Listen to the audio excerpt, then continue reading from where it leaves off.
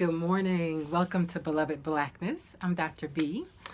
We are in week 13. So last week I was talking about Dr. Wade Noble's idea of culture being layered. And we often think of culture as what he would describe as the manifestations of culture, which are like the top level expressions of culture, like rituals, holidays, those sorts of things that when we think of culture, foods, the ways in which culture gets manifested in outwardly ways, those are manifestations. And so he also talks about a couple of other layers, aspects and factors. And so aspects is kind of that middle layer, and then factors is the deeper layer. So I want to start talking about some of the aspects of culture. And today talk about ontology, which is really about the nature of being or the essence of things.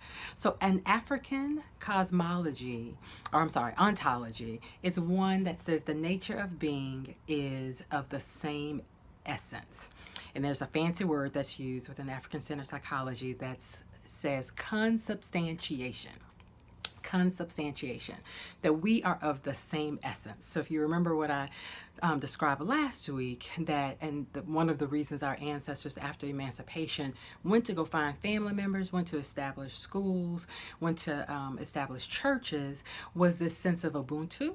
I am because we are, therefore I am. And so underneath that spirit of ubuntu is this idea, and so this would be like an unconscious way that culture gets expressed and experienced. But the idea of consubstantiation in terms of same essence means if I am, the essence of who I am is spirit, that the Creator imbued me with spirit that comes from who the Creator is or who God is, and everybody has that same essence, right? There's no hierarchy of human value, that we all are given the very thing that we need to express and manifest who God is by being created by God. And so one way that we can think about consubstantiation is if we all have the same essence, then of course we'd go look for family members, right? Because who our family is who we are.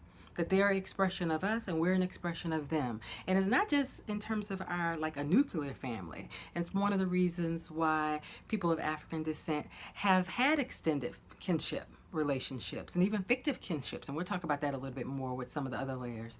But the idea that consubstantiation, we all come from the same essence, and that essence is spirit.